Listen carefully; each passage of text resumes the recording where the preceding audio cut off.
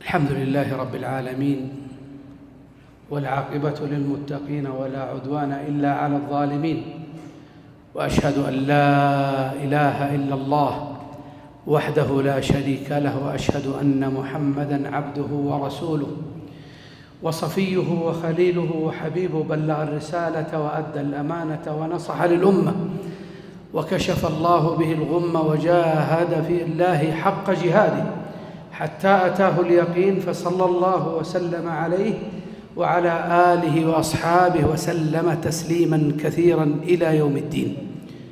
إخوتي وأحبتي، بعد ذي بدء أشكر الله عز وجل أولاً وآخراً وظاهراً وباطناً على أن يسر لنا مثل هذه اللقاءات المباركات والمجالس النافعات، وأسأله سبحانه وتعالى أن يثقل بها موازيننا، وأن يغفر بها ذنوبنا، وأن يجعلها حجة لنا لا حجة علينا.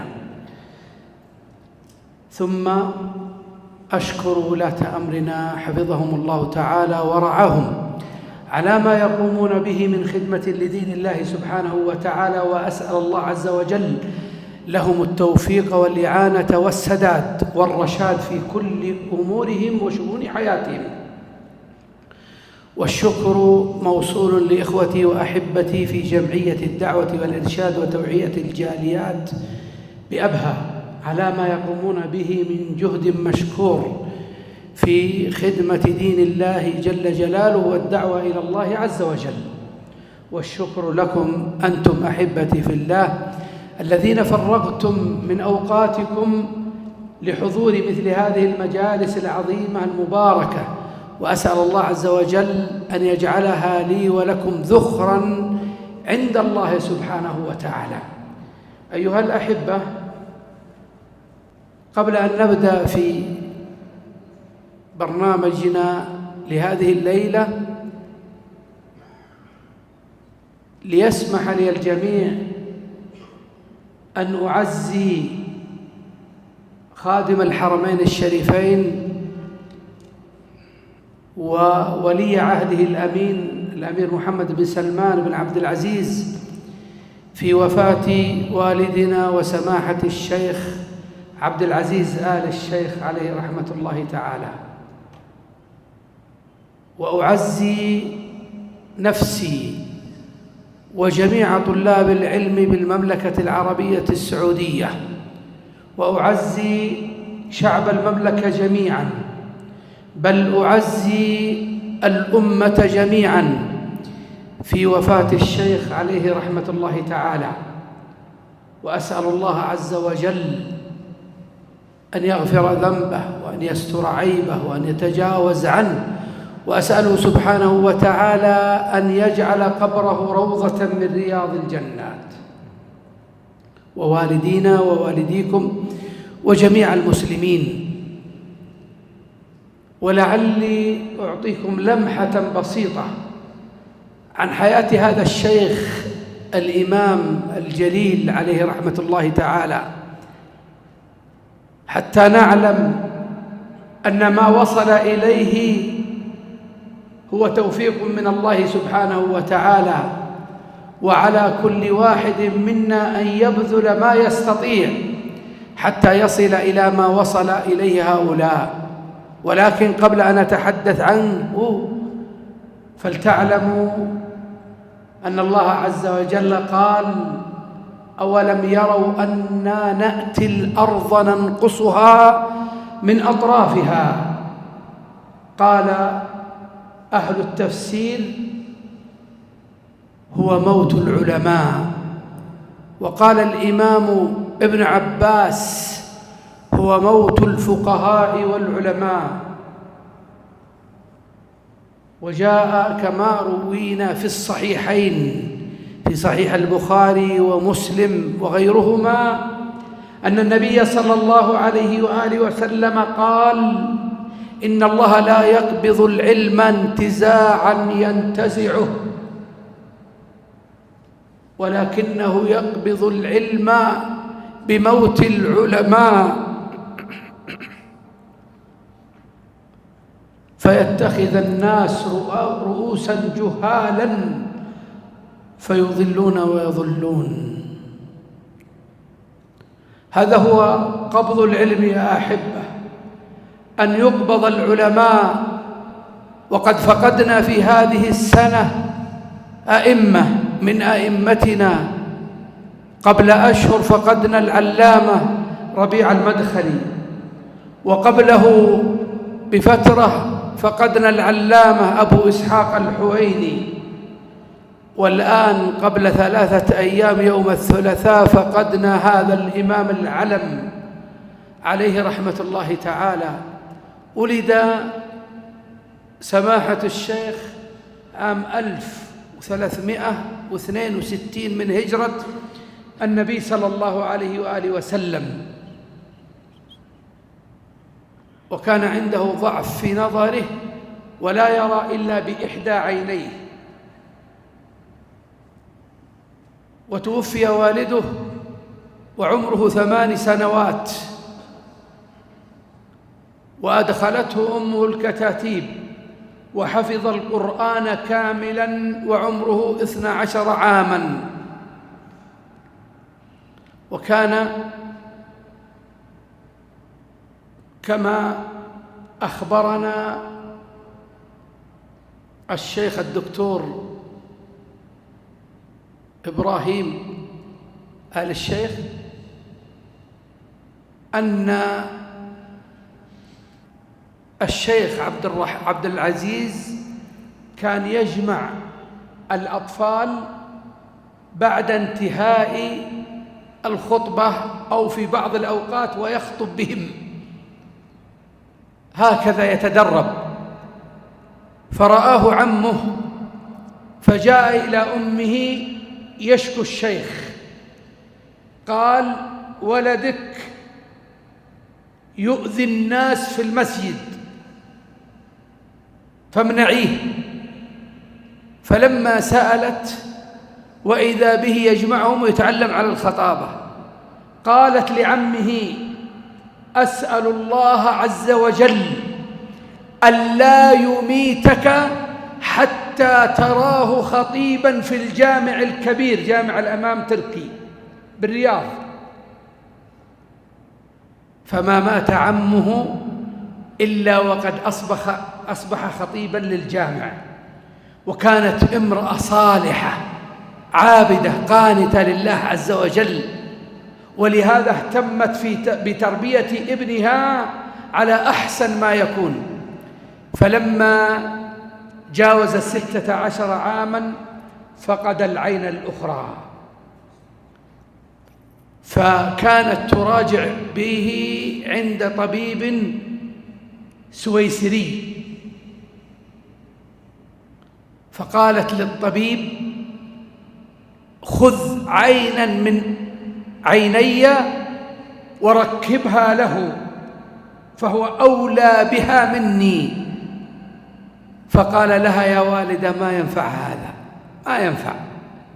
فانظروا إلى هذا الحرص وإلى هذا البذل من تلك الأم التي أنبتت هذا العلم العلامة عليه رحمة الله تعالى. ولهذا أنا دائما أكرر وأقول أن النساء هي مصانع الرجال، النساء هي مصانع الرجال. ولهذا كانت الهجمة عليهن حتى يصرفوهن عن الأمر الذي يراد والذي أراده الله عز وجل منهن. والله لقد قرأت التاريخ وبأكثر من جانب وكتاب، بل يمكن ما هناك من كتاب في التاريخ مطبوع إلا وقد قرأته، ولم أجد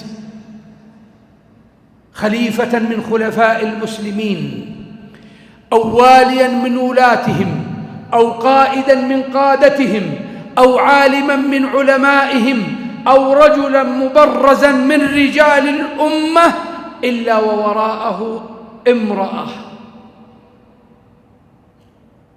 هي التي صنعته وربته ولهذا يا أحبة نريد أن تعود نساءنا وبناتنا وزوجاتنا إلى هذا المحضن الذي تريده الأمة جميعا.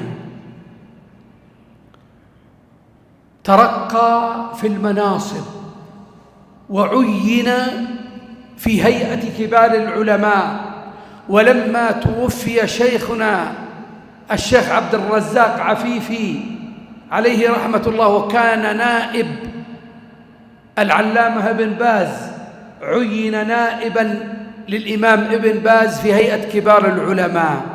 فلما توفي شيخنا الشيخ ابن باز عين شيخنا الشيخ عبد العزيز عليه رحمة الله مفتيا عاما للمملكة العربية السعودية، واستمر في وظيفته ومنصبه إلى أن توفي عليه رحمة الله تعالى. عين إماما وخطيبا لنمرة، خطيبا لنمرة جامع مسجد نمرة، وخطيبا ليوم عرفة من عام 1402 من هجرة النبي صلى الله عليه وسلم، وخطب 35 عاما إلى عام 36 أصيب بالحبال الصوتية فأعفي من الخطابة. وهذا أعلى ما سجل في خطابة لمسجد نمرة على مر التاريخ، أن يخطب رجل في ذلك المكان 35 عاما.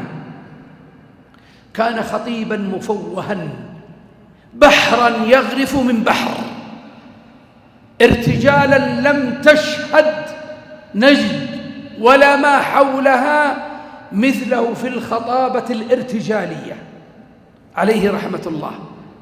كان أول لقاء لي به في بيته في عام 1423، وقد رأيت من حرصه على أبنائه وعلى طلابه الشيء العجيب، وكنت بين الفترة والفترة أمره وأزوره ونقرأ عليه ما تيسر ونستمع لدروسه عليه رحمة الله تعالى. هؤلاء هم أئمتنا وهؤلاء هم علماءنا، والأمة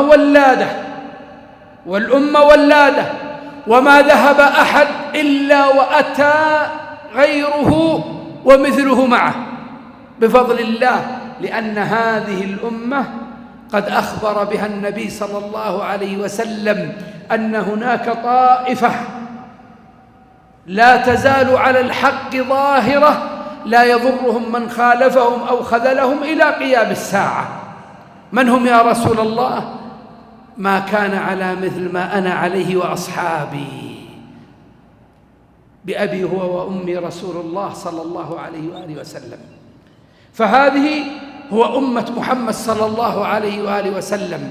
نعم نحزن لقبض العلماء لأنه قبض للعلم وانتزاعا للعلم، ولكننا لا نيأس من رحمة الله، بل نطمئن أن هذا البلد وأن هذا العلم وأن هذا الدين محفوظ بحفظ الله سبحانه وتعالى.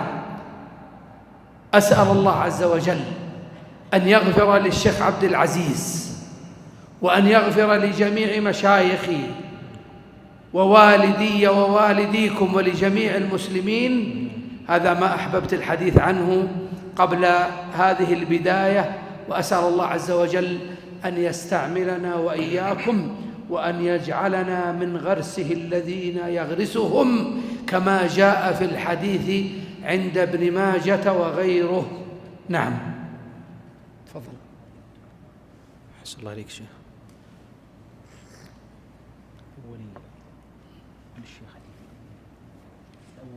نعم الأولية. طيب أبشر. كويس ذكرون. طيب الإخوة يذكروننا بالأولية، وهذه على ما يقولون سنة متبعة عند أهل العلم والمحدثين بالقديم والحديث. نسأل الله سبحانه وتعالى أن يجعلني وإياكم منهم. وهو الحديث المسلسل بالأولية، وهو حديث الرحمة، وهذا التسلسل فيه صحيحا إلى الإمام سفيان بن عيينة أبو محمد رحمه الله تعالى ورضي عنه. وأما التسلسل بعد الإمام ابن عيينة فإنه لا يصح، فهو منقطع في هذا. عن عمرو بن دينار عن أبي قابوس مولى عبد الله بن عمرو بن العاصي عن عبد الله بن عمرو بن العاصي رضي الله تعالى عنه وارضاه قال: قال رسول الله صلى الله عليه وآله وسلم: الراحمون يرحمهم الرحمن، ارحموا من في الأرض يرحمكم أو يرحمكم من في السماء. وأجيزكم بهذا الحديث وبكل ما تصح لي روايته ودرايته بالشرط المعتبر عند أهل الحديث والأثر، وأسأل الله سبحانه وتعالى أن يوفقنا وإياكم لكل خير. وأوصيكم ونفسي بتقوى الله جل جلاله والسمع والطاعة والنصح لكل مسلم، وألا تنسوني ومشايخي ووالدي من دعوة صالحة في ظهر الغيب، وفقني الله وإياكم لكل خير. نعم. أحسن الله إليكم. بسم الله الرحمن الرحيم. الحمد لله رب العالمين، وصلى الله وسلم على نبينا محمد وعلى آله وصحبه أجمعين. اللهم اغفر لنا ولشيخنا ولوالديه ووالدينا وجميع المسلمين برحمتك يا أرحم الراحمين. وبإسنادكم حفظكم الله تعالى إلى الإمام أبي عبد الله البخاري رحمه الله تعالى قال في كتابه الصحيح كتاب الجمعة: بسم الله الرحمن الرحيم. باب فرض الجمعة، لقول الله تعالى: إذا نودي للصلاة من يوم الجمعة فاسعوا إلى ذكر الله وذروا البيع، ذلكم خير لكم إن كنتم تعلمون. قال: حدثنا أبو اليمان قال أخبرنا شعيب قال حدثنا أبو الزناد أن عبد الرحمن بن هرمز الأعرج مولى ربيعة بن الحارث حدثه أنه سمع أبا هريرة رضي الله عنه أنه سمع رسول الله صلى الله عليه وسلم يقول: نحن الآخرون السابقون يوم القيامة، بيد أنهم أوتوا الكتاب من قبلنا، ثم هذا يومهم الذي فرض عليهم فاختلفوا فيه، فهدانا الله فالناس لنا فيه تبع، اليهود غدا والنصارى بعد غد. باب فضل الغسل يوم الجمعة، وهل على الصبي شهود يوم الجمعة أو على النساء. قال: حدثنا عبد الله بن يوسف قال أخبرنا مالك عن نافع عن عبد الله بن عمر رضي الله عنهما أن رسول الله صلى الله عليه وسلم قال: إذا جاء أحدكم الجمعة فليغتسل. قال: حدثنا عبد الله بن محمد بن أسماء قال أخبرنا جويرية عن مالك عن الزهري عن سالم بن عبد الله بن عمر عن ابن عمر رضي الله عنهما أن عمر بن الخطاب رضي الله عنه بينما هو قائم في الخطبة يوم الجمعة إذ دخل رجل من المهاجرين الأولين من أصحاب النبي صلى الله عليه وسلم فناداه عمر: أية ساعة هذه؟ قال: إني شغلت فلم أنقلب إلى أهلي حتى سمعت التأذين فلم أزد أن توضأت. فقال: والوضوء أيضا، وقد علمت أن رسول الله صلى الله عليه وسلم هذا الرجل هو عثمان بن عفان. نعم. أحسن الله إليكم. قال: حدثنا عبد الله بن يوسف قال أخبرنا مالك عن صفوان بن سليم عن عطاء بن يسار عن أبي سعيد الخدري رضي الله عنه أن رسول الله صلى الله عليه وسلم قال: غسل يوم الجمعة واجب على كل محتلم. باب الطيب للجمعة. قال: حدثنا علي قال حدثنا حرمي بن عمارة قال حدثنا شعبة عن أبي بكر بن المنكدر قال: حدثني عمرو بن سليم الأنصاري وقال: أشهد على أبي سعيد أنه قال: أشهد على رسول الله صلى الله عليه وسلم أنه قال: الغسل يوم الجمعة واجب على كل محتلم، وأن يستن وأن يمس طيبا إن وجد. قال عمرو: أما الغسل فأشهد أنه واجب، وأما الاستنان والطيب فالله أعلم أواجب هو أم لا، ولكن هكذا في الحديث. قال أبو عبد الله هو أخو محمد بن المنكدر ولم يسمى أبو بكر، هذا رواه عنه بكير بن الأشج وسعيد بن أبي هلال عدة، وكان محمد بن المنكدر يكنى بأبي بكر وأبي عبد الله. باب فضل الجمعة. قال: حدثنا عبد الله بن يوسف قال أخبرنا مالك عن سمي عن مولى أبي بكر بن عبد الرحمن عن أبي صالح السمان عن أبي هريرة رضي الله عنه أن رسول الله صلى الله عليه وسلم قال: من اغتسل يوم الجمعة غسل الجنابة ثم راح فكأنما قرب بدنة، ومن راح في الساعة الثانية فكأنما قرب بقرة، ومن راح في الساعة الثالثة فكأنما قرب كبشا أقرن، ومن راح في الساعة الرابعة فكأنما قرب دجاجة، ومن راح في الساعة الخامسة فكأنما قرب بيضة، ومن راح وإذا خرج الإمام حضرت الملائكة يستمعون الذكر. ولهذا يا أحبة اليوم الناس حتى ما عاد يحرصون على البيضة، نسأل الله العفو والعافية. والله قد أدركنا زمانا كانوا يذهبون لصلاة الفجر لصلاة الجمعة بعد صلاة الفجر حتى يدركوا الساعة الأولى. وأما اليوم فيصعد الإمام على الخطيب على المنبر ونصف المسجد أو أكثر من النصف غير موجود، ما تنتهي الخطبة وإذا بالمسجد الناس واقفين عند الباب. سبحان الله، هل وصل بنا الحد إلى أننا حتى البيضة ما عاد نحتاجها؟ حسبنا الله ونعم الوكيل. نعم. أحسن الله إليكم. قال باب حدثنا أبو نعيم قال حدثنا شيبان عن يحيى عن أبي سلمة عن أبي هريرة أن عمر رضي الله عنه بينما هو يخطب يوم الجمعة إذ دخل رجل فقال عمر لم تحتبسون عن الصلاة؟ فقال الرجل ما هو إلا سمعت النداء توضأت. فقال ألم تسمع النبي صلى الله عليه وسلم قال إذا راح أحدكم إلى الجمعة فليغتسل. باب الدهن للجمعة. قال حدثنا آدم قال حدثنا ابن أبي ذئب عن سعيد المقبري قال أخبرني أبي عن ابن وديعة عن سلمان الفارسي رضي الله عنه أنه قال النبي صلى الله عليه وسلم لا يغتسل رجل يوم الجمعة ويتطهر ما استطاع من طهر ويدهن من دهنه أو يمس من طيب بيته ثم يخرج فلا يفرق بين اثنين ثم يصلي ما كتب له ثم ينصت إذا تكلم الإمام إلا غفر له ما بينه وبين الجمعة الأخرى.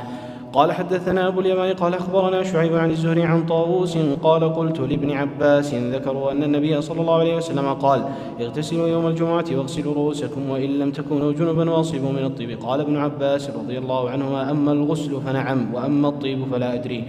قال حدثنا إبراهيم بن موسى قال أخبرنا هشام عن ابن جريج أخبرهم قال أخبرني إبراهيم بن ميسرة عن طاووس عن ابن عباس رضي الله عنهما أنه ذكر قول النبي صلى الله عليه وسلم في الغسل يوم الجمعة. وقلت لابن عباس رضي الله عنهما أيمس طيبا أو دهنا إن كان عند أهله؟ فقال لا أعلمه. باب يلبس أحسن ما يجد. قال حدثنا عبد الله بن يوسف قال أخبرنا مالك عن نافع عن عبد الله بن عمر أن عمر بن الخطاب رضي الله عنه رأى حلة سيراء عند باب المسجد فقال يا رسول الله لو اشتريت هذه فلبست يوم الجمعة وللوفد إذا قدموا عليك. فقال رسول الله صلى الله عليه وسلم إنما يلبس هذه من لا خلق له في الآخرة.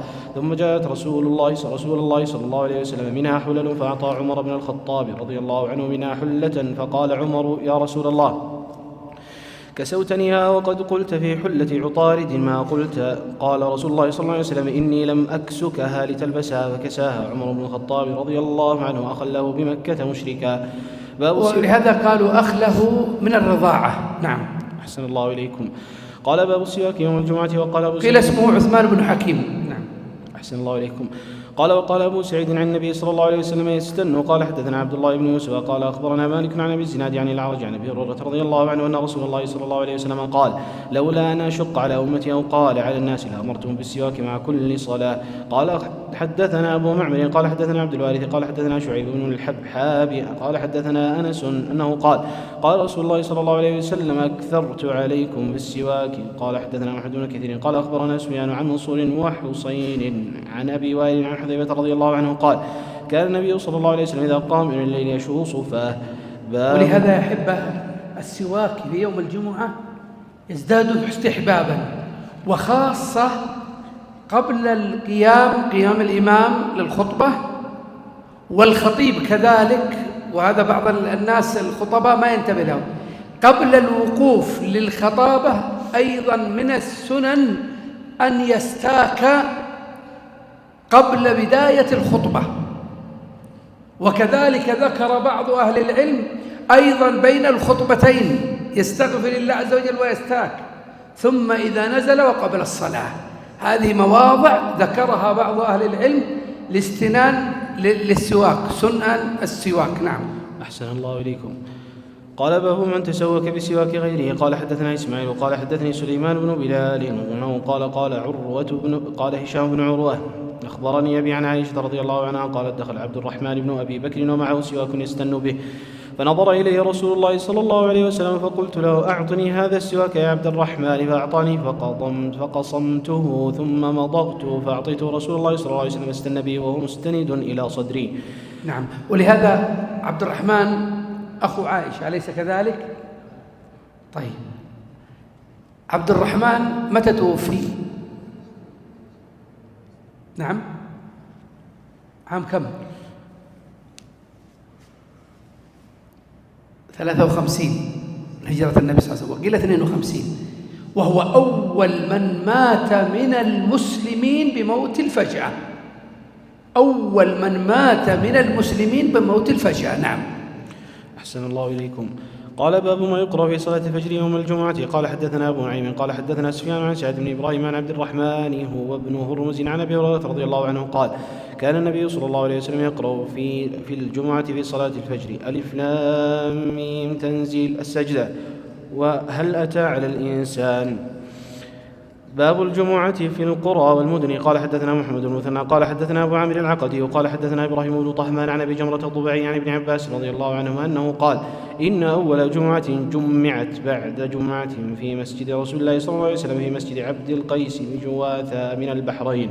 قال حدثنا بشر بن محمد قال أخبرنا عبد الله قال أخبرنا يونس عن الزهري قال أخبرنا سالم بن عبد الله عن ابن عمر رضي الله عنهما أن رسول الله صلى الله عليه وسلم يقول كلكم راع. وزاد الليث قال يونس كتب زريق بن حكيم إلى ابن شهاب وأنا معه يومئذ بوادي القرى هل ترى أن أجمع وزريق عامل على أرض يعملها وفيها جماعة من السودان وغيرهم وزريق يومئذ على أيلة.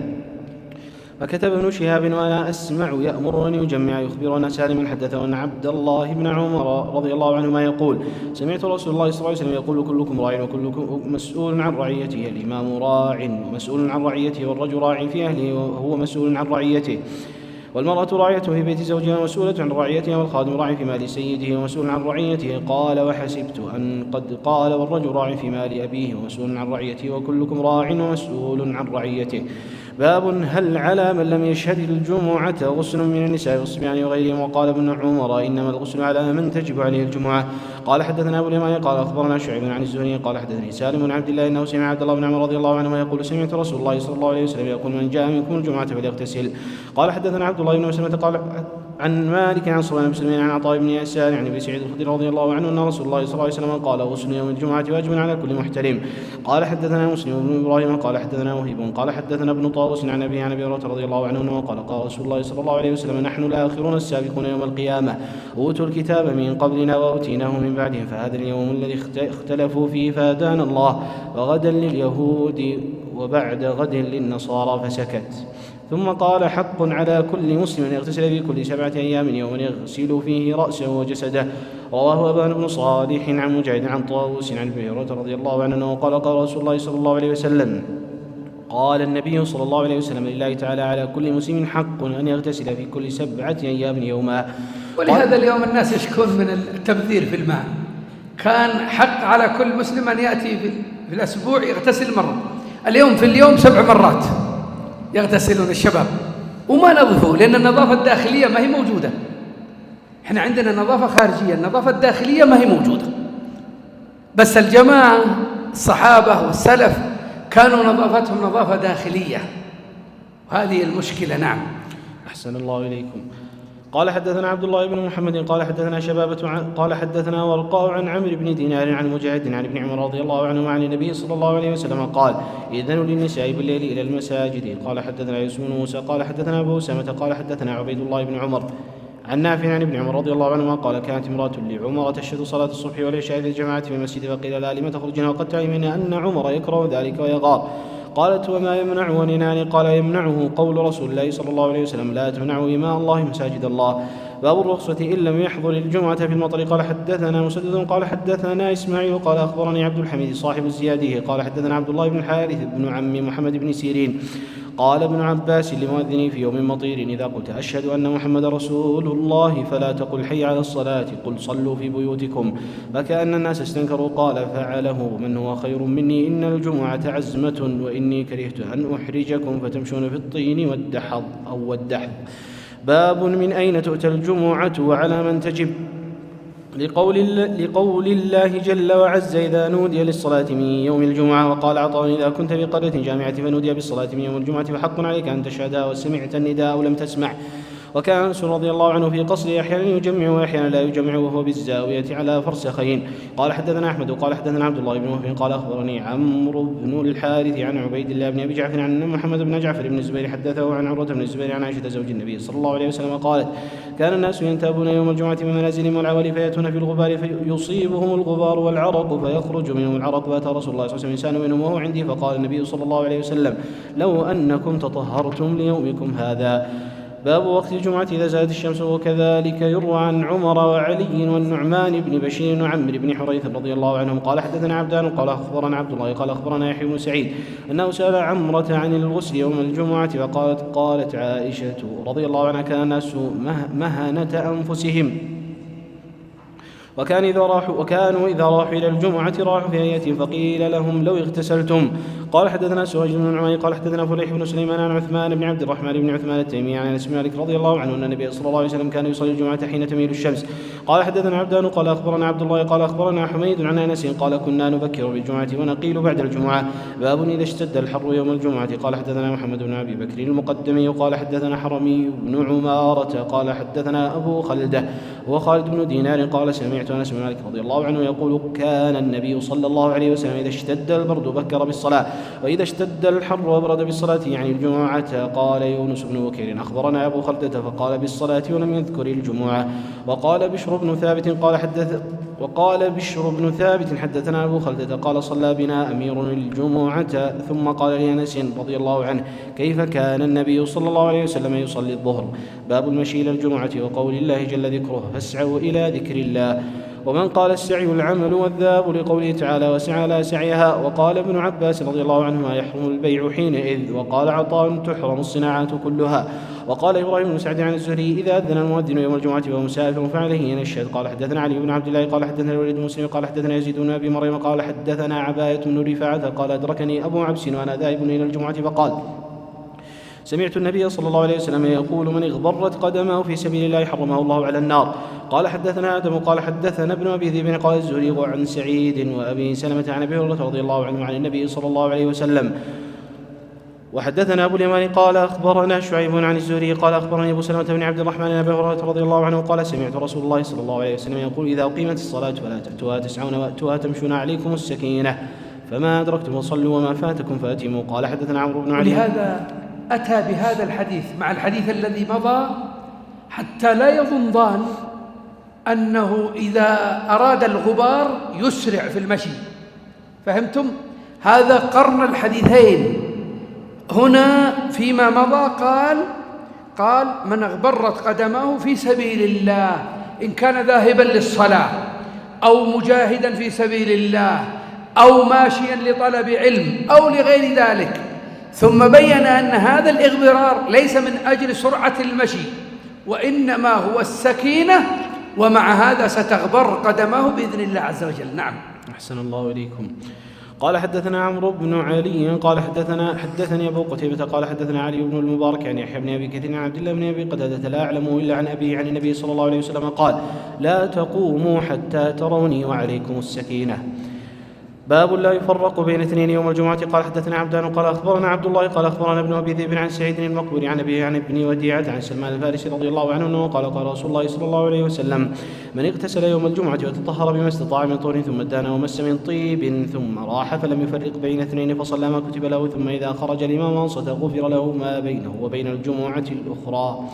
باب لا يقيم الرجل أخاه يوم الجمعة ويقعد في مكانه. قال حدثنا محمد قال أخبرنا مخلد بن يزيد قال أخبرنا ابن جريج قال سمعت نافعا يقول سمعت ابن عمر رضي الله عنهما يقول نهى النبي صلى الله عليه وسلم أن يقيم الرجل أخاه من مقعده ويجلس فيه. قلت لنافع الجمعة قال الجمعة وغيرها. باب الأذان يوم الجمعة. قال حدثنا آدم قال حدثنا ابن أبي ذئب عن الزهري عن سهل بن يزيد قال كان النداء يوم الجمعة أوله إذا جلس الإمام على المنبر على عهد النبي صلى الله عليه وسلم وأبي بكر وعمر رضي الله عنهما، فلما كان عثمان رضي الله عنه وكثر الناس زاد النداء الثالث على الزوراء. باب المؤذن الواحد يوم الجمعة. قال حدثنا أبو نعيم قال حدثنا عبد العزيز بن أبي سلمة الماجشون قال حدثنا عبد العزيز بن أبي سلمة الماجشون عن الزهري عن السائب بن يزيد أن الذي زاد التأذين الثالث يوم الجمعة عثمان بن عفان رضي الله عنه حين كثر المدينة ولم يكن للنبي صلى الله عليه وسلم مؤذن غير واحد، وكان التأذين يوم الجمعة حين يجلس الإمام يعني على المنبر. باب يؤذن الإمام على المنبر إذا سمع النداء.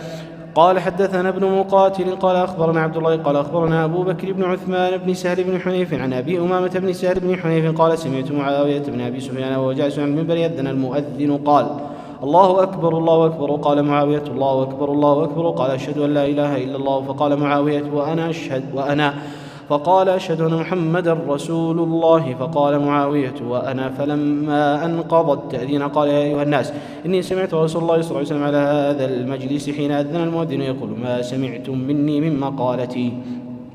باب الجلوس على المنبر عند التأذين. قال حدثنا يحيى بن بكير قال حدثنا الليث عن عقيل عن ابن شهاب أن السائب بن يزيد أخبره أن التأذين الثاني يوم الجمعة أمر به عثمان حين كثر أهل المسجد، وكان التأذين يوم الجمعة حين يجلس الإمام. باب التأذين عند الخطبة. قال حدثنا محمد بن مقاتل قال أخبرنا عبد الله قال أخبرنا يونس عن الزهري قال سمعت السائب بن يزيد يقول إن الأذان يوم الجمعة كان أوله حين يجلس الإمام يوم الجمعة على المنبر في عهد رسول الله صلى الله عليه وسلم وأبي بكر وعمر رضي الله عنهما. فلما كان في خلافة عثمان رضي الله عنه وكثروا أمر عثمان رضي الله عنه يوم الجمعة بالأذان الثالث فأذن به على الزوراء فثبت الأمر على ذلك. باب الخطبة على المنبر. وقال أنس رضي الله عنه خطب النبي صلى الله عليه وسلم على المنبر. قال حدثنا قتيبة بن سعيد قال حدثنا يعقوب بن عبد الرحمن بن محمد بن عبد الله بن عبد القاري القرشي الإسكندراني قال حدثنا أبو حازم بن دينار أن رجالا أتوا سهل بن سعد الساعدي رضي الله عنه وقد امتروا في المنبر من معوده فسألوه عن ذلك فقال والله إني لا أعرف مما هو لقد رأيته أول يوم وضع وأول يوم جلس عليه رسول الله صلى الله عليه وسلم. أرسل رسول الله صلى الله عليه وسلم إلى فلانة امرأة قد سماها سهل مري غلامك النجار يعمل لي أعوادا أجلس عليهن إذا كلمت الناس فأمرت فعملها من طرفاء الغابة ثم جاء بها فأرسلت إلى رسول الله صلى الله عليه وسلم فأمر بها فوضعت. قيل اسمها عائشة الأنصارية وقيل اسمها مينا بكسر الميم. نعم أحسن الله إليكم. قال فأمر بها فوضعتها هنا ثم رأيت رسول الله صلى الله عليه وسلم صلى عليها وكبر عليها ثم ركع عليها ثم نزل القهقرى فسجد في أصل المنبر ثم عاد. فلما فرغ أقبل على الناس فقال أيها الناس إنما صنعت هذا لتأتموا بي ولتعلموا صلاتي.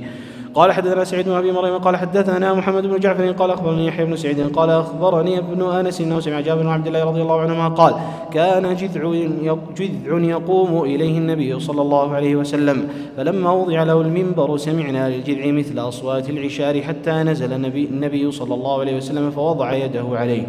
قال سليمان عن يحيى أخبرني حفص بن عبيد الله بن أنس أنه سمع جابرا قال حدثنا آدم قال حدثنا ابن أبي ذئب عن الزهري عن سالم عن أبيه قال سمعت النبي صلى الله عليه وسلم يخطب على المنبر فقال من جاء إلى الجمعة فليغتسل. باب الخطبة قائما. وقال أنس بين النبي صلى الله عليه وسلم يخطب قائما. قال حدثنا عبيد الله بن عمر القواريري قال حدثنا خالد بن حارث قال حدثنا عبيد الله عن نافع عن ابن عمر رضي الله عنهما قال كان النبي صلى الله عليه وسلم يخطب قائما ثم يقعد ثم يقوم كما تفعلون الآن. باب يستقبل الإمام القوم واستقبال الناس الإمام إذا خطب. استقبل ابن عمر وأنس رضي الله عنهم الإمام. قال حدثنا معاذ بن فضالة قال حدثنا هشام عن يحيى عن هلال بن أبي ميمونة قال حدثنا عطاء بن يسار أنه سمع أبا سعيد الخدري رضي الله عنه قال إن النبي صلى الله عليه وسلم جلس ذات يوم على المنبر وجلسنا حوله. باب من قال في الخطبة بعد الثناء أما بعد. رواه عكرمة عن ابن عباس عن النبي صلى الله عليه وسلم. وقال محمود حدثنا أبو أسامة قال حدثنا هشام بن عروة قال أخبرتني فاطمة بنت المنذر عن أسماء بنت أبي بكر قالت دخلت على عائشة رضي الله عنها والناس يصلون قلت ما شأن الناس أشارت برأسها إلى السماء فقلت آية فأشارت برأسها أي نعم فقالت فأطال رسول الله صلى الله عليه وسلم جدا حتى تجلاني الغشي وإلى جنبي قربة فيها ماء ففتحتها فجعلت أصب منها على رأسي فانصرف رسول الله صلى الله عليه وسلم وقد تجلت الشمس فخطب الناس وحمد الله بما هو أهله ثم قال أما بعد. قالت ولغط نسوة من أنصاري فانكفأت إليهن لأسكتهن فقلت لعائشة ما قال؟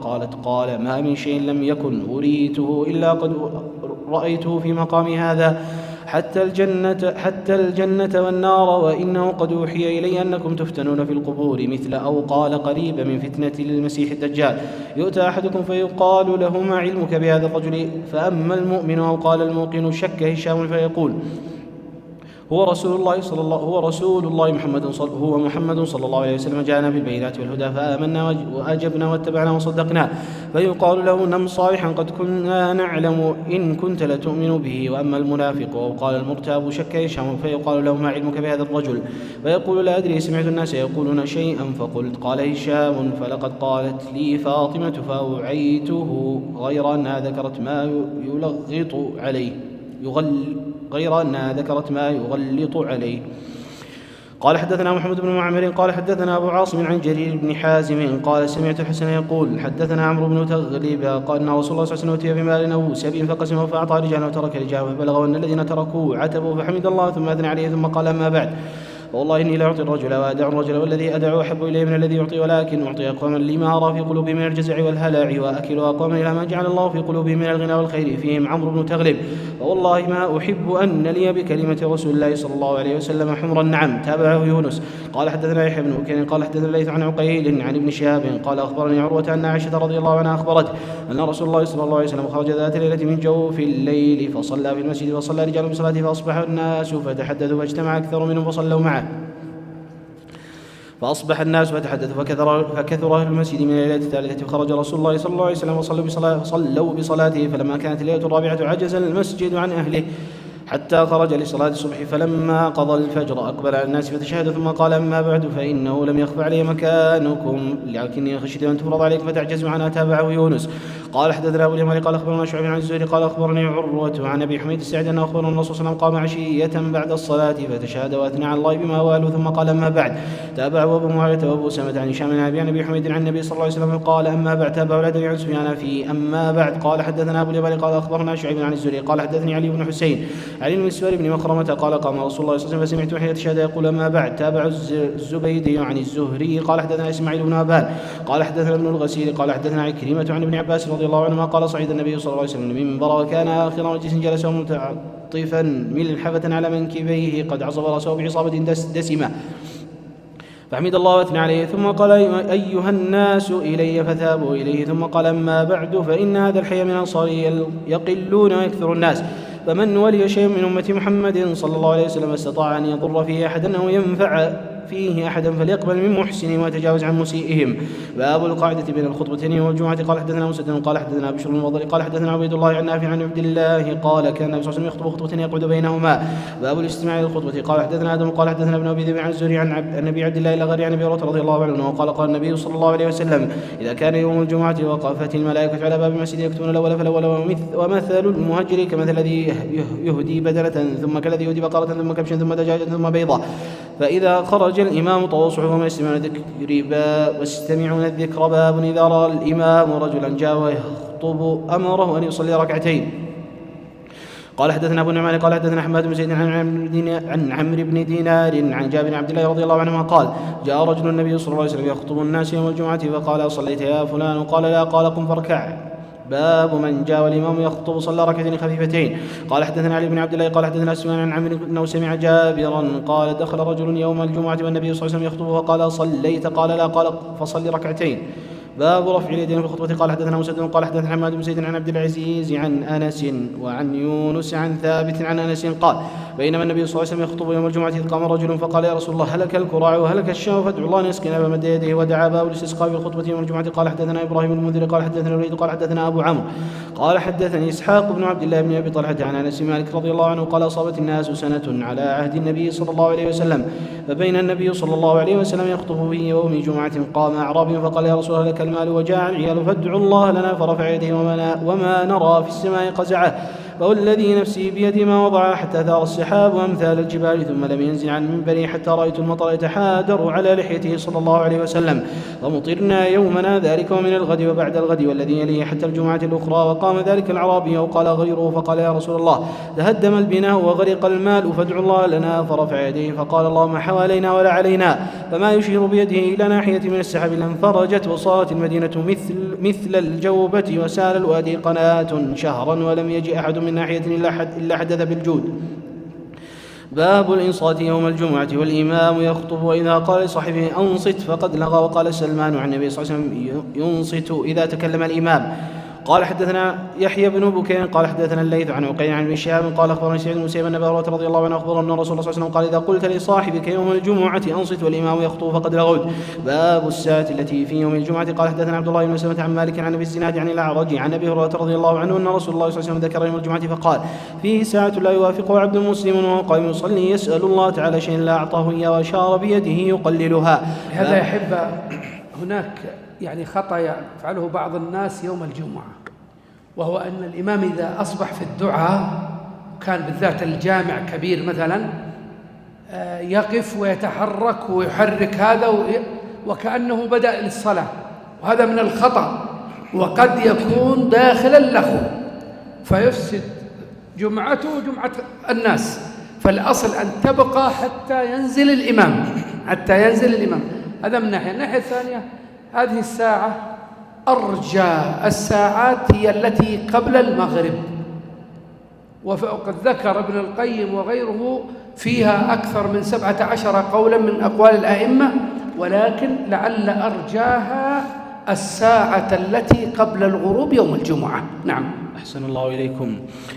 قال: باب إذا نفر الناس عن الإمام في صلاة الجمعة فصلاة الإمام من بقي جائزة. قال: حدثنا معاوية بن عمرو قال: حدثنا زائدة عن حسين عن سالم بن أبي الجعد قال: حدثنا جابر بن عبد الله رضي الله عنهما قال: بينما نحن نصلي مع النبي صلى الله عليه وسلم إذا أقبلت عير تحمل طعاما فالتفتوا إليها حتى ما بقي مع النبي صلى الله عليه وسلم 12 رجلا، فنزلت هذه الآية: وإذا رأوا تجارة أو لهوا انفضوا إليها وتركوك قائما.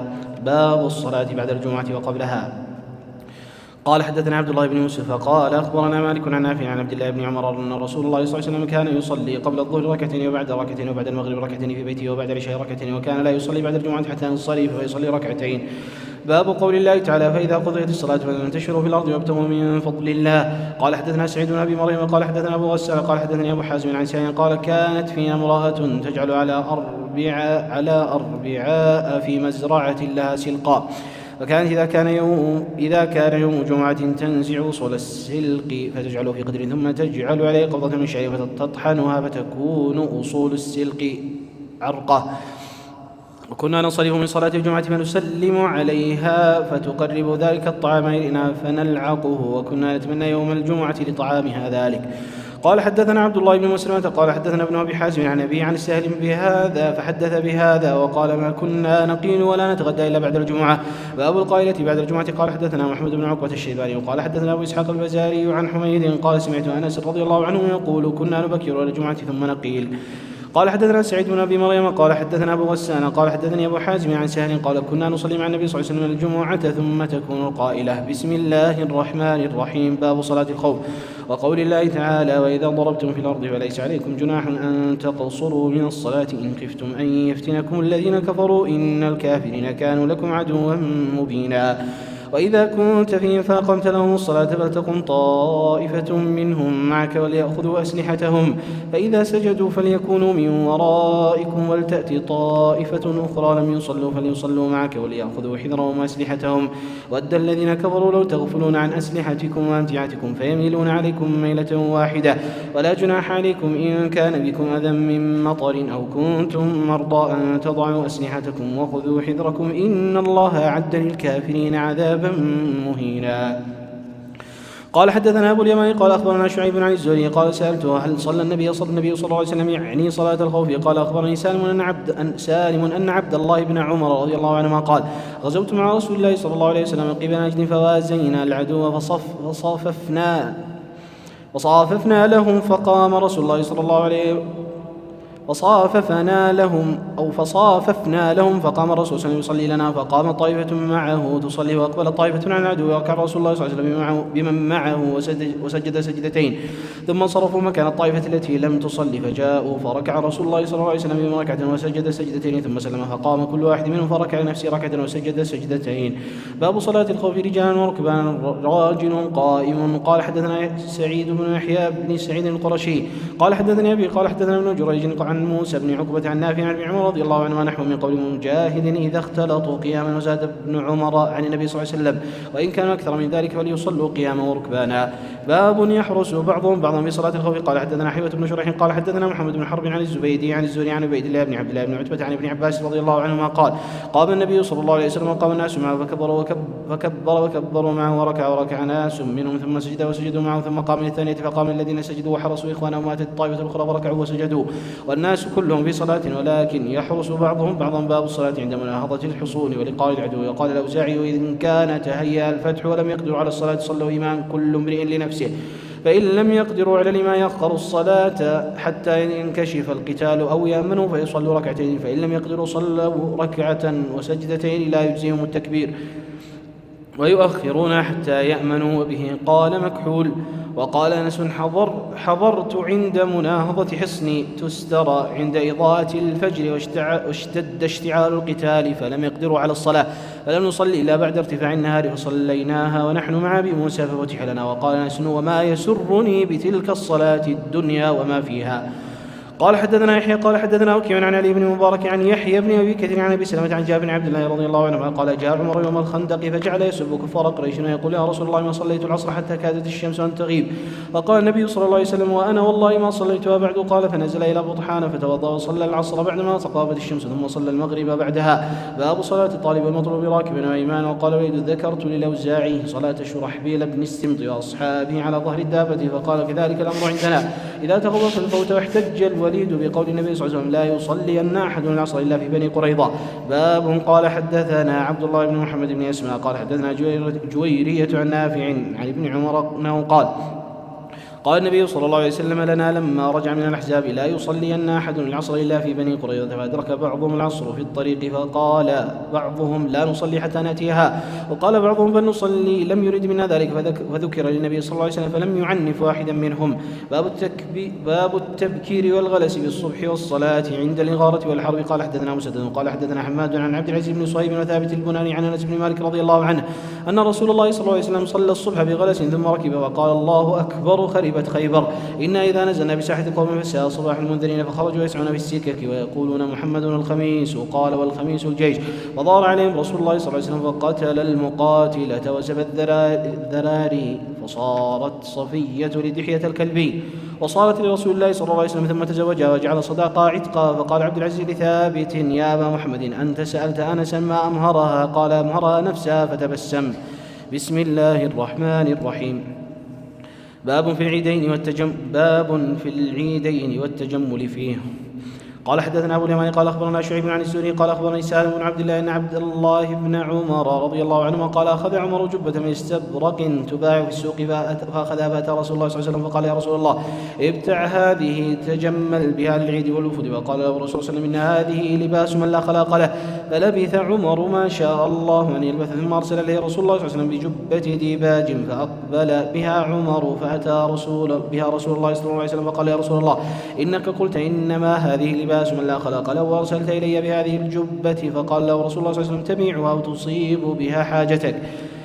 باب الحراب والدرق يوم العيد. قال حدثنا أحمد قال حدثنا ابن وهب قال أخبرنا عمرو أن محمد بن عبد الرحمن الأسدي حدثه عن عمرة عن عائشة رضي الله عنها قالت دخل علي رسول الله صلى الله عليه وسلم وعندي جاريتين تغنيان بغناء بعاث فاضطجع على الفراش وحول وجهه. ودخل أبو بكر فانتهرني وقال مزمارة الشيطان عند النبي صلى الله عليه وسلم.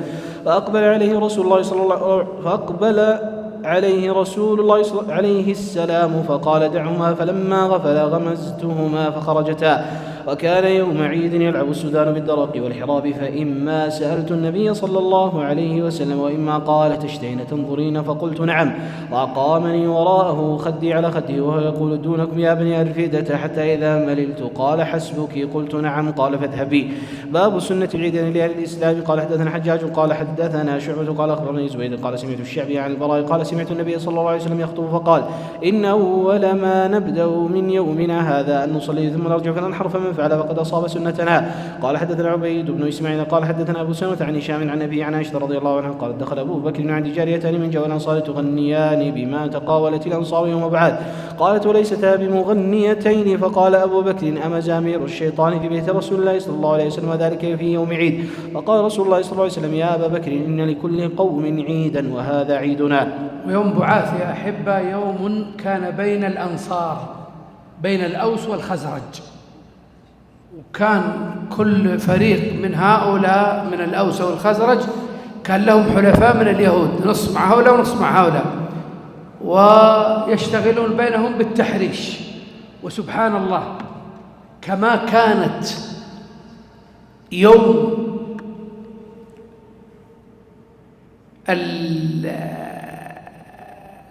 غزو أبرهة للبيت لعام الفيل تهيئة لبعثة النبي صلى الله عليه وسلم، كانت يوم بعاث تهيئة لهجرة النبي صلى الله عليه وسلم، ولهذا مات فيها سراتهم الكبار الشيبان، وتولوا الشباب اللي أرق أفئدة، فأخذوا الإمارة. ولهذا كان قوم الأوس كبيرهم سعد بن معاذ، كان أبوه هو كبيرهم في يوم بعاث، فقتل في يوم بعاث، وأصبح سعد بن معاذ هو رئيس الأوس، ولهذا أسلم جميع بني عبد الأشهل كلهم من تحته.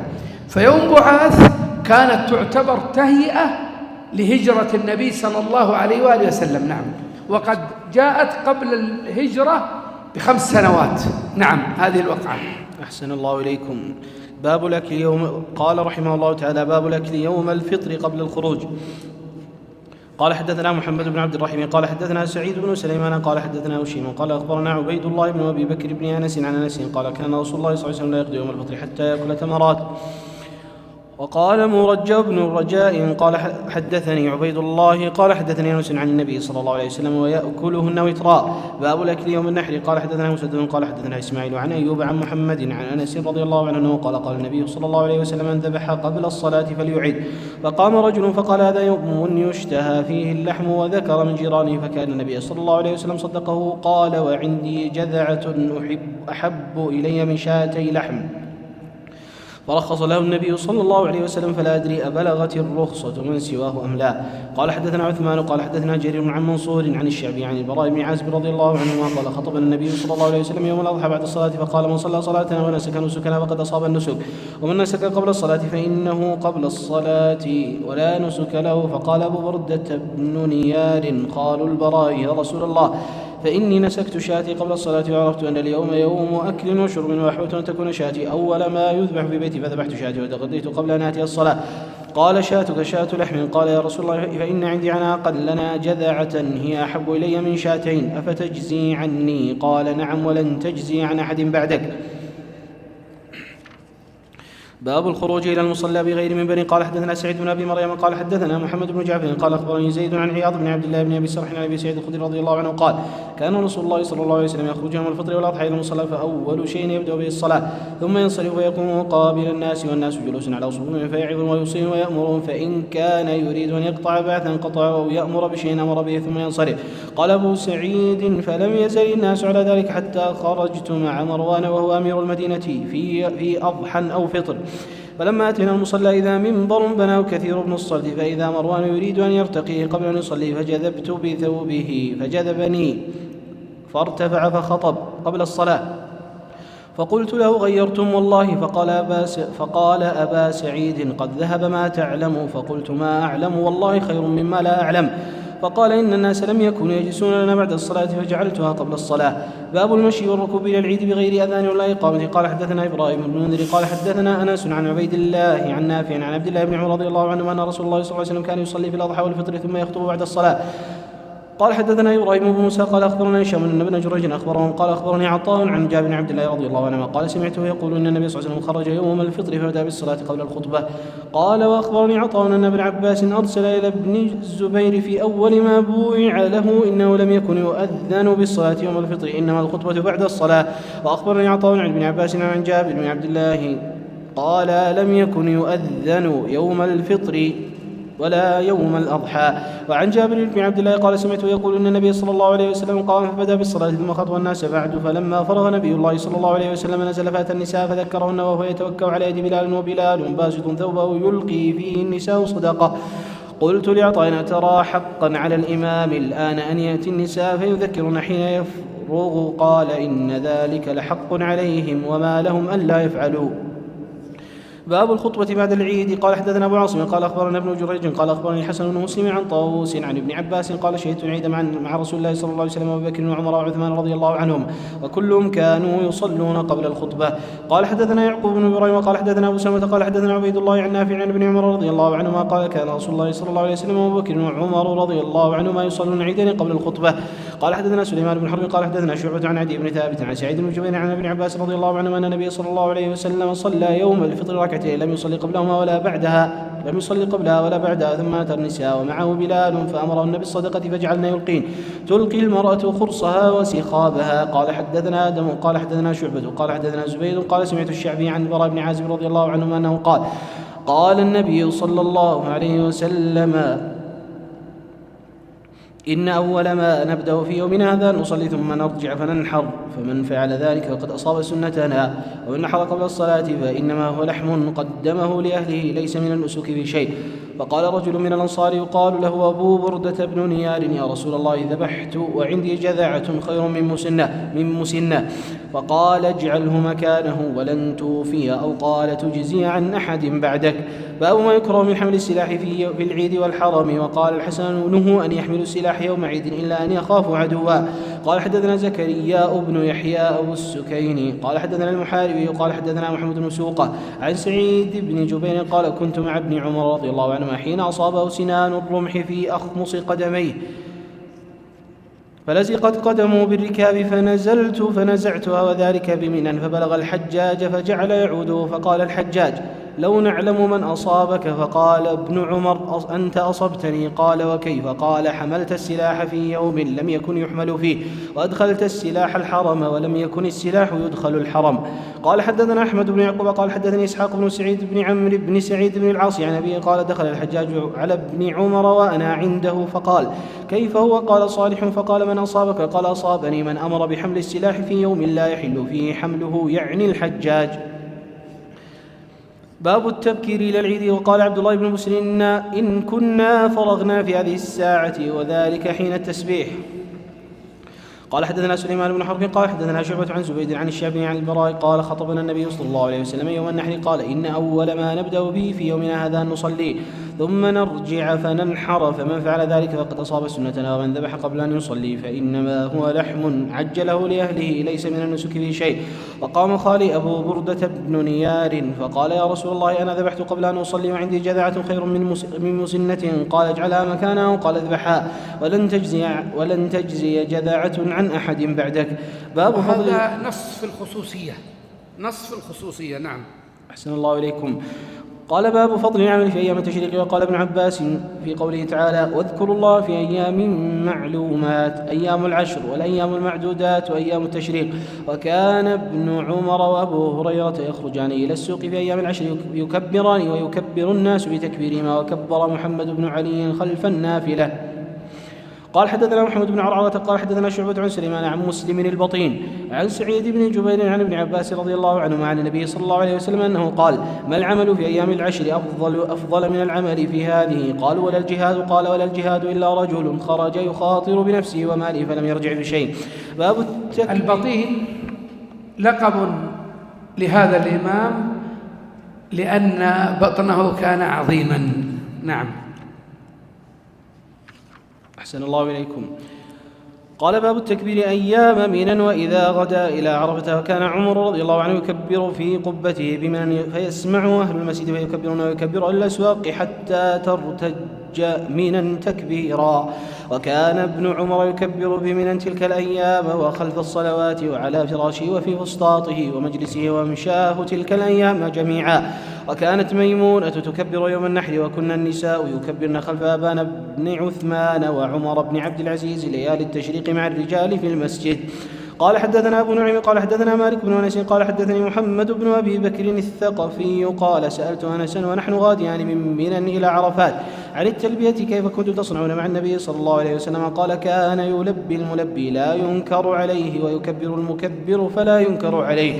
قال حدثنا محمد قال حدثنا عمر بن حفص قال حدثنا أبي عن عاصم عن حفصة عن أم عطية قالت: كنا نؤمر أن نخرج يوم العيد حتى نخرج البكر من خدرها حتى نخرج الحيض فيكن خلف الناس فيكبرن بتكبيرهم ويدعون بدعائهم يرجون بركة ذلك اليوم وطهرته.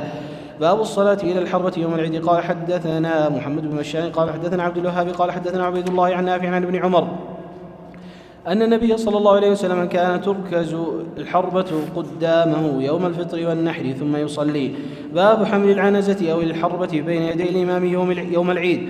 قال حدثنا إبراهيم بن المنذر قال حدثنا الوليد وقال حدثنا أبو عمرو قال أخبرني نافع عن ابن عمر رضي الله عنهما قال: كان النبي صلى الله عليه وسلم يغدو إلى المصلى والعنزة بين يديه تحمل وتنصب بالمصلى بين يديه فيصلي إليها. باب خروج النساء والحيض إلى المصلى. قال حدثنا عبد الله بن عبد الله قال حدثنا حماد عن أيوب عن محمد عن أم عطية قال قالت أمرنا أن نخرج العواتق وذوات الخدور. وعن أيوب عن حفصة بنحوه وزاد في حديث حفصة قالت العواتق وذوات الخدور يعتزلن الحيض المصلى. باب خروج الصبيان إلى المصلى. قال حدثنا عمرو بن عباس قال حدثنا عبد الرحمن قال حدثنا سفيان عن عبد الرحمن قال سمعت ابن عباس قال خرجت مع النبي صلى الله عليه وسلم يوم فطر أو أضحى وصلى ثم خطب ثم أتى النساء ووعظهن وذكرن وأمرهن بالصدقة. باب استقبال الإمام الناس في خطبة العيد. قال أبو سعيد قام النبي صلى الله عليه وسلم مقابل الناس. قال حدثنا أبو نعيم قال حدثنا محمد بن طلحة عن زبيد عن الشعبي عن البراء قال خرج النبي صلى الله عليه وسلم يوم أضحى إلى البقيع وصلى ركعتين ثم أقبل علينا بوجهه وقال إن أول نسكنا في يومنا هذا نبدأ بالصلاة ثم نرجع فننحر، فمن فعل ذلك فقد وافق سنتنا، ومن ذبح قبل ذلك فإنما هو شيء عجله لأهله ليس من النسك في شيء. فقام رجل فقال يا رسول الله إني ذبحت وعندي جذعة خير من مسنة. قال اذبحها ولا تفي عن أحد بعدك. باب العلم الذي في المصلى. قال حدثنا مسدد قال حدثنا يحيى عن سفيان قال حدثني عبد الرحمن بن عابس قال سمعت ابن عباس قيل له أشهدت العيد مع النبي صلى الله عليه وسلم؟ قال نعم، ولولا مكاني من الصغر ما شهدته، حتى أتى العلم الذي عند دار كثير بن الصلت فصلى ثم خطب، ثم أتى النساء ومعه بلال فوعظهن وذكرهن وأمرهن بالصدقة، فرأيتهن يهوين بأيديهن يقذفنه في ثوب بلال، ثم انطلق هو وبلال إلى بيته. باب موعظة الإمام النساء يوم العيد. قال حدثنا إسحاق بن إبراهيم بن نصر قال حدثنا عبد الرزاق قال حدثنا ابن جريج قال أخبرني عطاء عن جابر بن عبد الله رضي الله عنهما قال سمعته يقول قام النبي صلى الله عليه وسلم يوم الفطر فصلى ثم بدأ بالصلاة ثم خطب، فلما فرغ نزل فأتى النساء فذكرهن وهو يتوكأ على يد بلال، وبلال باسط ثوبه يلقي فيه النساء الصدقة. قلت لعطاء زكاة يوم الفطر؟ قال لا، ولكن صدقة يتصدقن حينئذ تلقي فتخها ويلقين. قلت أترى حقا على الإمام ذلك ويذكرهن؟ قال إنه لحق عليهم وما لهم لا يفعلونه. قال ابن جريج أخبرني الحسن بن مسلم قال عن طاووس عن ابن عباس رضي الله عنهما قال شهدت الفطر مع النبي صلى الله عليه وسلم وبكر وعمر وعثمان رضي الله عنهم يصلون قبل الخطبة ثم يخطب بعد. خرج النبي صلى الله عليه وسلم كان ينظر إليه حين يجلس بين يديه بضم الياء وفتحها، يخطب أو يخطب. أحسن الله إليكم. قال ثم أقبل يشق حتى جاء النساء معه بلال فقال يا أيها النبي إذا جاءك المؤمنات يبايعنك الآية. ثم قال حين فرغ منها أنتن على ذلك؟ قالت امرأة واحدة منهن لم يجبه غيرها نعم لا يدري حسن من هي. قال فتصدقن. فبسط بلال ثوبه ثم قال هلم لكن فداء أبي وأمي، فيلقين الفتخ والخواتم في ثوب بلال. قال عبد الرزاق الفتخ الخواتم العظام كانت في الجاهلية. باب إذا لم يكن لها جلباب في العيد.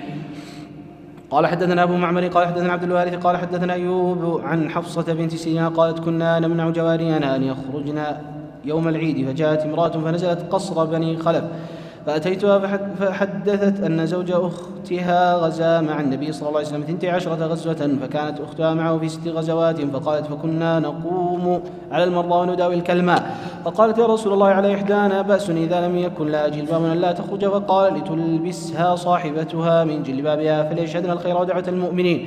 قالت حفصة فلما قدمت أم عطية أتيت وسألتها سمعت في كذا وكذا؟ قالت نعم بأبي وقلما ذكرت النبي صلى الله عليه وسلم إلا قالت بأبي. قال ليخرج العواتق ذوات الخدور، أو قال العواتق وذوات الخدور. شك أيوب والحيض ويعتزل الحيض المصلى ولا يشهدن الخير ودعوة المؤمنين. قالت فقلت لها الحيض؟ قالت نعم. أليس الحائض تشهد عرفات وتشهد كذا وتشهد كذا؟ باب اعتزال الحيض المصلى. قال حدثنا محمد المثنى قال حدثنا ابن أبي عدي عن ابن عون عن محمد قالت أم عطية أمرنا أن نخرج فنخرج الحيض والعواتق وذوات الخدور. قال ابن عون أو العواتق ذوات الخدور. فأما الحيض فيشهدن جماعة المسلمين ودعوتهم ويعتزلن مصلاهم. باب النحر والذبح والنحر بالمصلى. قال حدثنا عبد الله بن يوسف قال حدثنا الليث قال حدثني كثير بن فرقد عن نافع عن ابن عمر رضي الله عنهما أن النبي صلى الله عليه وسلم كان ينحر أو يذبح بالمصلى. باب كلام الإمام والناس في خطبة العيد وإذا سئل الإمام عن شيء وهو يخطب. قال حدثنا أبو سدد قال حدثنا أبو الأحوص قال حدثنا منصور بن المعتمر عن الشعبي عن البراء بن عازب رضي الله عنهما قال خطبنا رسول الله صلى الله عليه وسلم يوم النحر بعد الصلاة الصلاة فقال: من صلى صلاتنا ونسك نسكنا فقد أصاب النسك، ومن نسك قبل الصلاة فتلك شاة لحم. فقام أبو بردة بن نيار فقال: يا رسول الله، والله لقد نسكت قبل أن أخرج إلى الصلاة، وعرفت أن اليوم يوم أكل وشرب، فتعجلت وأكلت وأطعمت أهلي وجيراني. فقال رسول الله صلى الله عليه وسلم: تلك شاة لحم. قال: فإن عندي عناق جذعة هي خير من شاتي لحم، فهل تجزي عني؟ قال: نعم، ولن تجزي عن أحد بعدك. قال: حدثنا حامد بن عمر عن حماد بن زيد عن أيوب عن محمد أن أنس بن مالك قال: إن رسول الله صلى الله عليه وسلم صلى يوم النحر ثم خطب، فأمر من ذبح قبل الصلاة أن يعيد ذبحه. فقام رجل من صلى فقال: يا رسول الله، جيران لي إما قال بهم خصاصة وإما قال فقر، وإني ذبحت قبل الصلاة وعندي عناق لي أحب إلي من شاتي لحم، فرخص له فيها. قال: حدثنا مسلم قال حدثنا شعبة عن الأسود عن جندب قال: صلى النبي صلى الله عليه وسلم يوم النحر ثم خطب ثم ذبح، فقال: من ذبح قبل أن يصلي فليذبح أخرى مكانها، ومن لم يذبح فليذبح بسم الله. باب من خالف الطريق إذا رجع يوم العيد. قال: حدثنا محمد قال أخبرنا أبو تميلة يحيى بن واضح عن فليح بن سليمان عن سعيد بن الحارث عن جابر قال: كان النبي صلى الله عليه وسلم إذا كان يوم عيد خالف الطريق. تابعه يونس بن محمد عن فليح وحديث جابر أصح. باب إذا فاته العيد يصلي ركعتين، وكذلك النساء ومن كان في البيوت والقرى، لقول النبي صلى الله عليه وسلم: هذا عيدنا أهل الإسلام. وأمر أنس بن مالك مولاه ابن أبي عتبة في الزاوية وجمع له وبنيه وصلى كصلاة أهل المسجد وتكبيرهم. وقال عكرمة: أهل السواد يجتمعون في العيد يصلون ركعتين كما يصنع الإمام. وقال عطاء: إذا فاته العيد صلى ركعتين. قال: حدثنا يحيى بن بكير قال حدثنا الليث عن عقيل عن ابن شهاب عن عروة عن عائشة أن أبا بكر رضي الله عنه دخل عليها عندها جاريتان في أيام من تدفان وتضربان تدففان وتضربان، والنبي صلى الله عليه وسلم متغش بثوبه، فانتهرهما أبو بكر، فكشف النبي صلى الله عليه وسلم عن وجهه فقال: دعهما يا أبا بكر، فإنها أيام عيد، وتلك الأيام أيام منى. وقالت عائشة: تدففان أي تضربان بالدف. نعم، أحسن الله إليكم. وقالت عائشة: رأيت النبي صلى الله عليه وسلم يسترني وأنا أنظر إلى الحبشة وهم يلعبون في المسجد، فزجرهم عمر رضي الله عنه، فقال النبي صلى الله عليه وسلم: دعهم أمنا بني أرفدة، يعني من الأمن. باب الصلاة قبل العيد وبعدها. وقال أبو المعلى: سمعت سعيدا عن ابن عباس رضي الله عنهما كره الصلاة قبل العيد. قال: حدثنا أبو الوليد قال حدثنا شعبة قال حدثني عدي بن ثابت قال: سمعت سعيد بن جبير عن ابن عباس رضي الله عنهما أن النبي صلى الله عليه وسلم خرج يوم الفطر فصلى ركعتين لم يصلي قبلها ولا بعدها، ومعه بلال. بسم الله الرحمن الرحيم. باب ما جاء في الوتر. قال: حدثنا عبد الله بن يوسف قال أخبرنا مالك عن نافع عن عبد الله بن دينار عن ابن عمر رضي الله عنهما أن رجلا سأل رسول الله صلى الله عليه وسلم عن صلاة الليل، فقال رسول الله صلى الله عليه وسلم: صلاة الليل مثنى مثنى، فإذا خشي أحدكم الصبح صلى ركعة واحدة توتر له ما قد صلى. وعن نافع أن عبد الله بن عمر رضي الله عنهما كان يسلم بين ركعتين وركعتين في الوتر حتى يأمر ببعض حاجته. قال: حدثنا عبد الله بن مسلمة عن مالك عن مخرمة بن سليمان عن كريب أن ابن عباس رضي الله عنهما أخبره أنه بات عند ميمونة وهي خالته، واضطجعت في عرض الوسادة، واضطجع رسول الله صلى الله عليه وسلم وأهله في طولها، فنام حتى انتصف الليل أو قال قريبا منه، فاستيقظ يمسح النوم عن وجهه، ثم قرأ 10 آيات من آل عمران، ثم قام رسول الله صلى الله عليه وسلم إلى شن معلقة فتوضأ فأحسن الوضوء، ثم قام يصلي، فصنعت مثله، فقمت إلى جنبي فوضع يده اليمنى على رأسي وأخذ بيدني يفتلها، ثم صلى ركعتين ثم ركعتين ثم ركعتين ثم ركعتين ثم ركعتين ثم ركعتين ثم أوتر، ثم اضطجع حتى جاء المؤذن فقام وصلى ركعتين ثم خرج فصلى الصبح. قال: حدثنا يحيى بن سليمان قال حدثني ابن وهب قال أخبرني عمرو أن عبد الرحمن بن القاسم حدثه عن أبيه عن عبد الله بن عمر رضي الله عنهما قال: قال النبي صلى الله عليه وسلم: صلاة الليل مثنى مثنى، فإذا أردت أن تصلي فاركع ركعة توتر لك ما صليت. قال القاسم: ورأينا أناسا منذ أدركنا يوترون ب3، وإن كل لواسع، أرجو ألا يكون بشيء منه بأس. قال: حدثنا أبو اليمان قال أخبرنا شعيب عن الزهري عن عروة أن عائشة رضي الله عنها أخبرته أن رسول الله صلى الله عليه وسلم كان يصلي 11 ركعة، كانت تلك صلاته تعني بالليل، فيسجد السجدة من ذلك قدر ما يقرأ أحدكم 50 آية قبل أن يرفع رأسه، ويركع ركعتين قبل صلاة الفجر، ثم يضطجع على شقه الأيمن حتى يأتيه المؤذن للصلاة. باب ساعات الوتر. قال أبو هريرة: أوصاني النبي صلى الله عليه وسلم بالوتر قبل النوم. قال: حدثنا أبو النعمان قال حدثنا حماد بن زيد قال حدثنا أنس بن سيرين أنه قال: قلت لابن عمر: أرأيت الركعتين قبل صلاة الغداة أطيل فيهما القراءة؟ فقال كان النبي صلى الله عليه وسلم يصلي من الليل مثنى مثنى، العشاء ويوتر بركعة ويصلي ركعتين قبل صلاة الغداة وكأن الأذان بأذنيه. قال حماد أي سرعة. قال حدثنا عمرو بن حفص قال حدثنا أبي قال حدثنا الأعمش قال حدثني مسلم عن مسروق عن عائشة قالت كل الليل أوتر رسول الله صلى الله عليه وسلم وانتهى وتره إلى السحر. باب إيقاظ النبي صلى الله عليه وسلم أهله بالوتر. قال حدثنا مسدد قال حدثنا يحيى قال حدثنا هشام قال حدثني أبي عن عائشة قالت كان النبي صلى الله عليه وسلم يصلي وأنا راقدة معترضة على فراشي فإذا أراد أن يوتر أيقظني فأوترت. باب ليجعل آخر صلاته وترا. قال حدثنا مسدد قال حدثنا يحيى بن سعيد عن عبيد الله قال حدثني نافع عن عبد الله عن النبي صلى الله عليه وسلم قال اجعلوا آخر صلاتكم بالليل وترا. باب الوتر على الدابة. قال حدثنا إسماعيل قال حدثني مالك عن أبي بكر بن عمر بن عبد الرحمن بن عبد الله بن عمر بن الخطاب عن سعيد بن يسار أنه قال كنت أسير مع عبد الله بن عمر بطريق مكة. وقال سعيد فلما خشيت الصبح نزلت فأوترت ثم لحقت. فقال عبد الله بن عمر أين كنت؟ فقلت خشيت الصبح فنزلت فأوترت. فقال عبد الله أليس لك في رسول الله صلى الله عليه وسلم أسوة حسنة؟ فقلت بلى والله. قال فإن رسول الله صلى الله عليه وسلم كان يوتر على البعير. باب الوتر في السفر. قال حدثنا موسى بن إسماعيل قال حدثنا جويرية بن أسماء عن نافع عن ابن عمر رضي الله عنهما قال كان النبي صلى الله عليه وسلم يصلي في السفر على راحلته حيث توجهت به يومئ ما صلاة الليل إلا الفرائض ويوتر على راحلته. باب القنوت قبل الركوع وبعده. قال حدثنا مسدد قال حدثنا حماد بن زيد عن أيوب عن محمد قال سئل أنس أقنت النبي صلى الله عليه وسلم في الصبح؟ قال نعم. فقيل له أو قنت قبل الركوع؟ قال بعد الركوع يسيرا. قال حدثنا مسدد قال حدثنا عبد الواحد قال حدثنا عاصم قال سألت أنس بن مالك عن القنوت فقال قد كان القنوت. قلت قبل الركوع وبعده؟ قال قبله. قلت فإن فلان أخبرني عنك أنك قلت بعد الركوع. فقال كذب إنما قنت رسول الله صلى الله عليه وسلم بعد الركوع شهرا. ورأوا كان بعد قوم يقال لهم القراء زهاء 70 رجلا إلى قوم المشركين دون أولئك وكان بينهم وبين رسول الله صلى الله عليه وسلم عهد فقنت رسول الله صلى الله عليه وسلم شهرا يدعو عليهم.